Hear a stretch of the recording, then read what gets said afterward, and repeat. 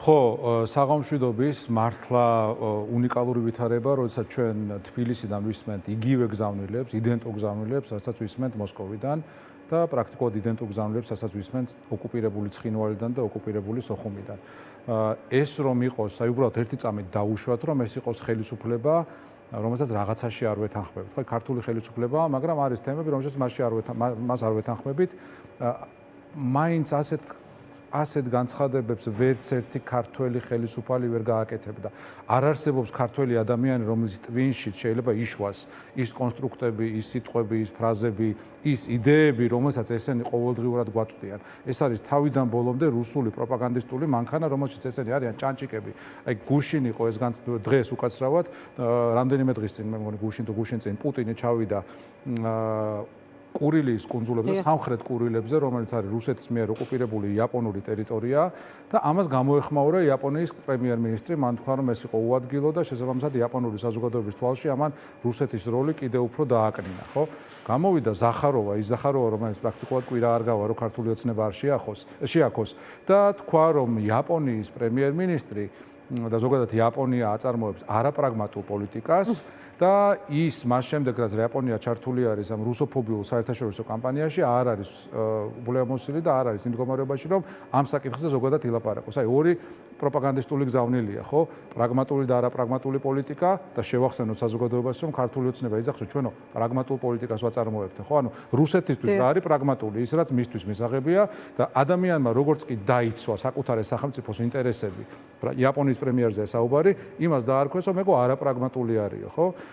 შედარებისთვის მე მგონი ძალიან მარტივია. სხვათა შორის გაზაფხულის გიხდი პრაგმატულზე აქცენტი ქართული ოცნებისგან მახსენდება 2022 წლამდე და ასევე მახსენდება, რომ აი პერიოდულად ევროპელი პარტნიორების რაღაც მოსაზრებებიც თქვათ ვრცელდებოდა, რომელიც არ ამის გამო რაღაც წუხილებს არ გამოთქვამდა და არ თვლიდა, რომ ეს დისკომფორტის საკითხი იყო, მაგრამ არაერთი ანალიტიკოსის აზრით და არ ვიცი შესაძლოა თქვენს გისაუბრიათ ამის შესახებ, რომ 2022 წლის შემდეგ, როდესაც იწყება რუსეთ-უკრაინის ომი, ეს ხაზები გაცილებით მკვეთრი ხდება და ის ცდება იმ ნარატივს, რაც ჰქონდა ქართული ოცნების ხელისუფლებას იქამდე. კი ბატონო, აი იმაზე დავასრულებ თუ შეიძლება და მეორე იყო, რაც ზახაროვამ თქვა, რის გამოც ზახაროვა მისაუბრა ამ კონტექსტში, იყო რუსოფობია, რომ თურმე იაპონიის მიერ საკუთარი ეროვნული ინტერესებიდან გაკეთებული განცხადება ყოფილა რუსოფობია, ხო? ამასვე გვეუბნება რეალურად პაპუაშვილი, კობახიძე და სხვანი, როცა ამბობენ, რომ ჩვენ როცა ვამბობთ იმას, რაც არის საქართველოს ეროვნულ ინტერესებში, როცა ვსაუბრობთ ოკუპაციაზე, როცა მათ შორის რუსებს შევახსენებთ, რომ დიახ, თქვენ ხართ ოკუპანტები, ეს ყოფილა რუსოფობია. პირდაპირ არის რუსული გზავნილი, პირდაპირ არის ის პოლიტიკა, რომელსაც აწარმოებს კრემლი და მეცაც გეტყვი, თვითონ ეს ტერმინი მოგონილია, ეს არარსებული ტერმინი, ანუ არ არსებობდა ეს ტერმინი რამდენიმე წლის წინ მოიგონეს იმისთვის, რომ აი ამ კაციჭამია სახელმწიფოს გატარებული პოლიტიკა გაემართლებინათ, თითქოს ეს არის ირაციონალური შიში ან ირაციონალური ზიზღი. რაც შეეხება ამ პრაგმატულ საკითხს, თქვენ აბსოლუტურად სწორად ბრძანეთ, რომ თავიდანვე ივანიშვილმა ეს სატყუარა გადაუგდო დასავლეთს, მან ძალიან ჭკვიანურად მოახდინა კაპიტალიზმმა, მან რა რუსებმა მოახდინეს კაპიტალიზება იმაზე, რომ დასავლეთი არ იყო მზად საქართველოს პროგრესისთვის ხარი აება და ფეხი აეწყო, ხო? ჩვენ ვითხოვდით ჩვენი პროგრესის შესაბამის მზაობას ევროკავშირის მხრიდან, ნატოს მხრიდან, ვეუბნებოდეთ, რომ ჩვენ მზად ვართ. აბატონო, მონაწილეობთ საერთაშორისო მისიებში, გვაქვს სამხედრო წარმოება, სრული თანხმედრა გვაქვს ღირებულებითად, მიზნების თვალსაზრისით, მიგვიღეთ გაგვაწევრიანეთ, დაგვიცავით, გაითვალისწინეთ ჩვენი ინტერესები და ასე შემდეგ, ხო? ამისთვის არ იყო დასავლეთი მზად. თუ დასავლეთი ხა კოლექტიურად ნუვიტყვით ასე, მაგრამ რამდენიმე საკვანძო ფიგურა, მათ შორის ერთ-ერთი ძალიან მნიშვნელოვანი იყო ქალბატონი მერკელი. არ იყო ამისთვის მზად და ისტორიამ ანახა, მათ შორის მისივე პარტიის წარმომადგენლებმა ანახეს და ძალიან თვალნათლივ ჩანს დღეს, რომ ის პოლიტიკა, რომელსაც მერკელი აწარმოებდა, იყო ევროპისთვის და მე ვიტყოდი მსოფლიოსთვისაც დამღუპველი და ძალიან კარგი რომ ეს შეიცვალა. ხო და მოკლედ აი ეს პრაგმატული პოლიტიკა, ერთგვარი ბჭყალებში პრაგმატული პოლიტიკა ის სატყუარა იყო, რომელიც რუსებმა გადაუგდეს დასავლეთს, რომ აი ხა საქართველოს ჩვენ მოვიყვანთ რაღაც ახალ პოლიტიკურ ძალას და ესენი არ შეგაწუხებენ. რეალურად ივანიშვილმა თქვა კიდევაც, ხო რომ მე საქართველოს საკითხს მოუხსნი დღის წესრიგი და როდესაც დასავლეთი და რუსეთი ჯდებიან მაგიდაზე. ამაზე უფრო დიდი კომფორტი რა უნდა შეეთავაზებინა მერკელებისთვის ამა ქვეყნისა, ხო და წლების განმავლობაში ეს იყო მათთვის მისაღები. წლების განმავლობაში ისინი ამბობდნენ, რომ კი, ჩვენ ძალიან შეშფოთებული ვართ, აი რაღაც კონკრეტული გზავნილებით ან კომფორტულიც იყო, ხო? აი კომფორტულიც იყო. იყო კომფორტული ვინაიდან, იმიტომ იყო კომფორტული, რომ არ აწუხებდნენ. ანუ სინამდვილეში სააკაშვილის ხელისუფლება რატომ აწუხებდა დასავლეთს?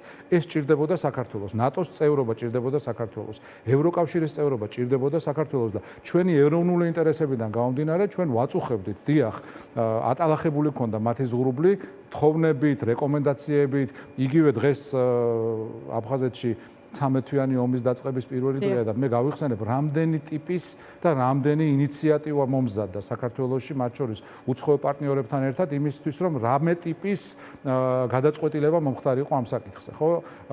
რაღაცა ტიპის დარეგულირება მომხდარიყო, ოკუპაცია ან სრულად დასრულებული იყო, ან შესუსტებული იყო და ეს ოკუპაცია არ დაწყებულა 2008 წელს. შევახსენო ტელემაყურებელს, რომ ეს ოკუპაცია დაიწყო 92 წელს, 93 წელს, როდესაც რუსებმა და მათმა სეპარატისტმა მეგობრებმა და მონებმა ორი გენოციდი განახორციელეს ქართველების, ხო, მაშინ დაიწყო. იმ პერიოდში აი ეს იყო ჩვენი მთავარი პოლიტიკა, ჩვენი სტრატეგია და ჩვენ ვაწუხებდით დასავლეთს ამით. და 2012 წლიდან ეს შეწყდა. რა თქმა უნდა, ეს ძალიან ბევრისთვის იყო მისაღები და მათთვის ზედმეტი თავის ტკივილის მოშორება იყო, როდესაც მოვიდა ივანიშვილი და თქვა, რომ ჩვენ აღარაფერს არ გთხოვთ. სხვათა შორის იმ პერიოდში 2012 წელს და კიდე რამდენიმე წელი სანამ მერკელი იყო ხელისუფლებაში, მათთვის გერმანია იყო სამიზნე, ასე ვთქვათ, აუდიტორია და ამბობდნენ, რომ აი ჩვენ გერმანიასთან ნახეთ, როგორ კარგად ავაწყეთ ურთიერთობა. რა მომენტშიც გერმანია გადაეწყო რუსეთის მიმართ ადეკვატურ პოლიტიკაზე, იმ მომენტში გერმანიაც გახდა აი ამ კოლექტიური მტრის ხატის ნაწილი, ხო? ეს იქნება გლობალური ობის პარტია, Deep State თუ ასე შემდეგ, ხო? სინამდვილეში ეს იყო განსაზღვრელი. ახალი ელჩია გერმანიის საქართველოში უკვე იწყებს მუშაობას და საზოგადოებამ მოისმინა შესაბამისი შეფასება ვითარების და ვნახოთ საინტერესოა ამ ხრივ როგორ შეიძლება განვითარდეს მოვლენები და ურთიერთობა. მაგასაც გამოვეხმაურები ანა თქვენის ნებართვით. მუშაობაზე ვსაუბრობ. კი ბატონო, არსებობენ კარგი ელჩები, ძალიან კარგი ელჩები, შედარებით სუსტი ელჩები, მაგრამ საბოლოო ჯამში ისინი არ წყვეტენ ქვეყნის პოლიტიკას, ისინი არიან მხოლოდ გამხმოვანებლები. აქედან გამომდინარე, ელჩების საკითხის წინაპლანზე წამოწევა არის ოცნების ტაქტიკა იმისთვის, რომ მათ მიერ დაშავებული დაბრალდეს ვიღაც კონკრეტულ პიროვნებას. ხო, ეს იქნება ევროკავშირის ელჩი თუ წინა ევროკავშირის ელჩი თუ გერმანიის ელჩი თუ იმის წინა ელჩი, ამერიკის შეერთებული შტატების ელჩი თუ ვიღაც სხვა და რო შევხედოთ როგორ ვითარდებოდა მათი ურთიერთობა, ყოველთვის იწყებოდა იმ ილუზიებით, რომ აი შეიძლება ოცნებასთან მუშაობა და სადღაც დაპატიჟებდნენ, სადღაც წაიყვანდნენ, ლედს გააჭრევინებდნენ და მთავრდებოდა იმით, რომ თურმე ეს ადამიანი Deep State-ის აგენტი ყოფილა და აი ეს ელჩი აღუნწინა ელჩმა წლები გალია იმაში, რომ ამტკიცებდა, რომ ის გერმანიის სახელმწიფოს წარმოადგენდა, ანუ ეს მისი პირადი აზრები კი არ იყო, ანუ ეს იყო სახელმწიფოს პოზიცია. რა თქმა უნდა. როდესაც ის გამოირჩეოდა კრიტიკით ქართული ოცნების მიერ გადადგმული ამა თუ იმ ნაბიჯების შესახებ, განსაკუთრებით ადამიანის უფლებების ნაწილში არსებული დარღვევების და შესაბამისი კანონმდებლობის გამო.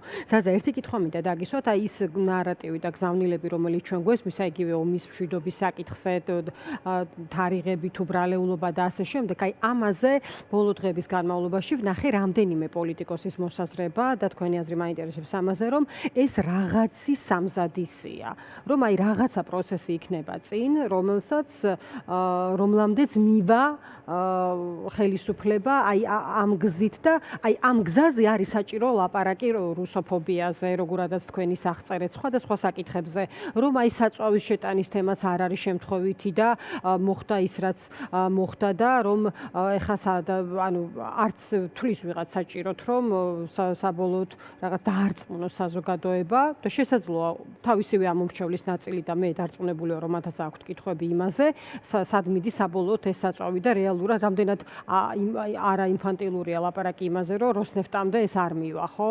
აი ამაზე რისი თქმა შეგიძლიათ? ამის ნიშნებს თქვენ რამდენად ხედავთ და რასთან შეიძლება გქონდეს საქმე? მე გეთანხმებით, რომ ძალიან საეჭვოა ის რაც ხდება, ძალიან აჩქარებულია პროცესები, თითქოს რუსები აჩქარებენ ამ პროცესებს და შესაბამისად რაღაც ძალიან დიდი უბედურება მზადდება.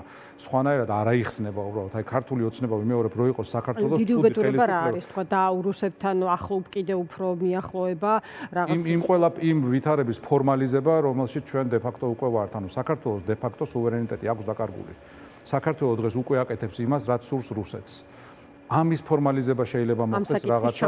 დღეს საქართველოს არის სამხრივად ოკუპირებული, ხო? ცხინვალში ერთი ხელისუფალი ზის, სოხუმში მეორე და თბილისში მესამე, მაგრამ სინამდვილეში ისინი პრაქტიკულად იდენტურ მესიჯებს ავრცელებენ.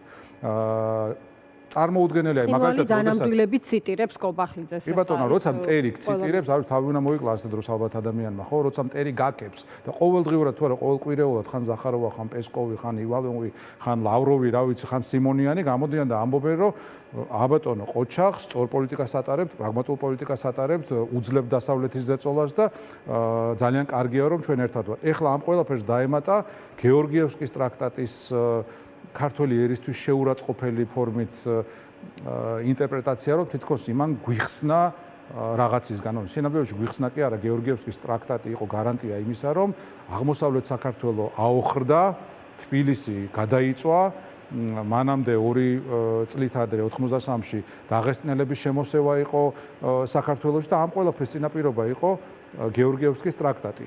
რომელიც რუსებმა არ დაიცვეს, თავისი ვალდებულება არ შეასრულეს და არ მხოლოდ არ შეასრულეს, რეალურად მოახდინეს პროვოცირება საქართველოსთვის მტრული ძალებისა, რომ ისინი შემოჭრილიყენ საქართველოში. ამაზე კობახიძე ამბობს, რომ ერეკლე მეორე სიცოცხლეშიო სრულდებოდა ტრაქტატიო. ანუ აღამახმად ხანმა რომ თბილისი გადაწვა, ეგ იყო ტრაქტატის შესრულება, ასე გამოდის, ხო?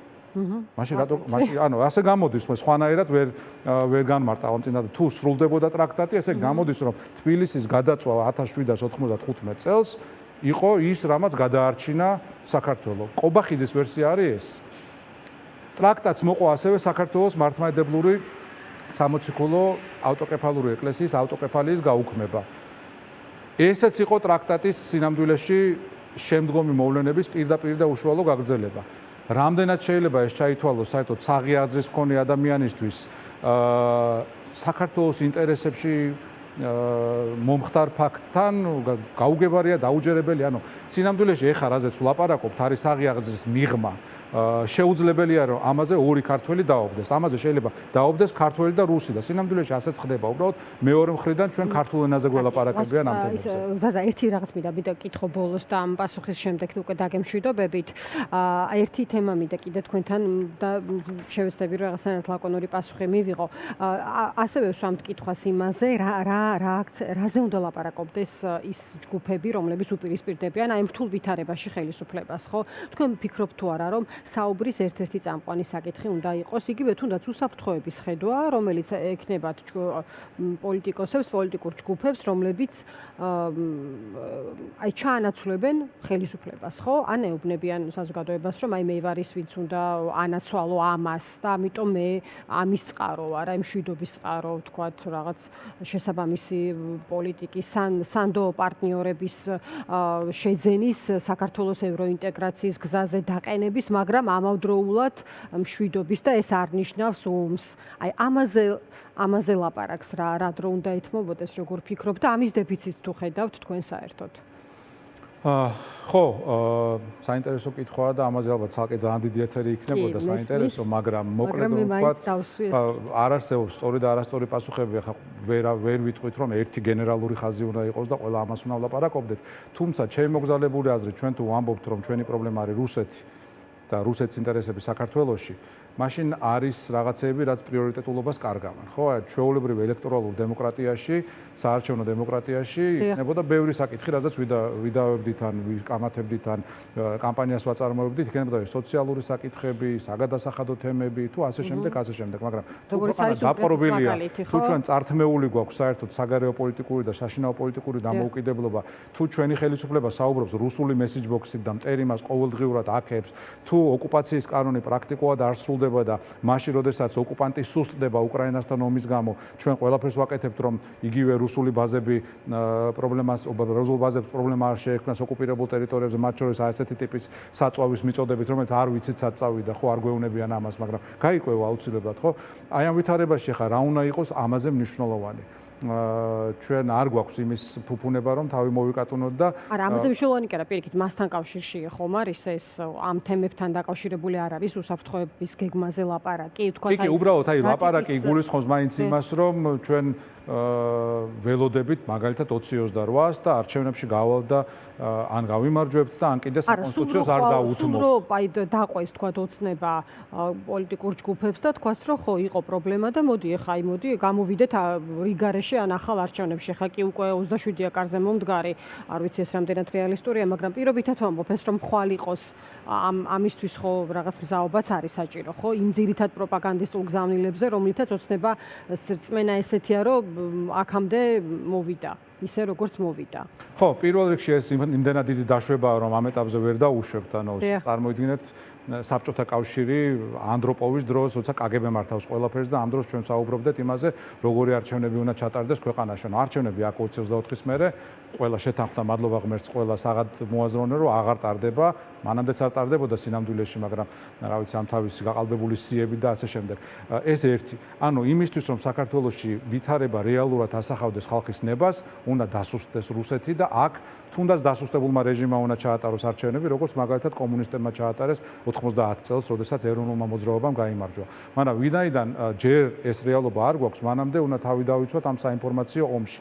ეს ერთი. მეორე, ხა მე ოპოზიციას ხშირად ვაკრიტიკებდი და დღესაც არ ვაკლებ, მაგრამ კონტექსტიც უნდა გავითვალისწინოთ, ხო, დღეს ოპოზიციის დიდი ნაწილი ან ციხეშია და ან დევნილობაში.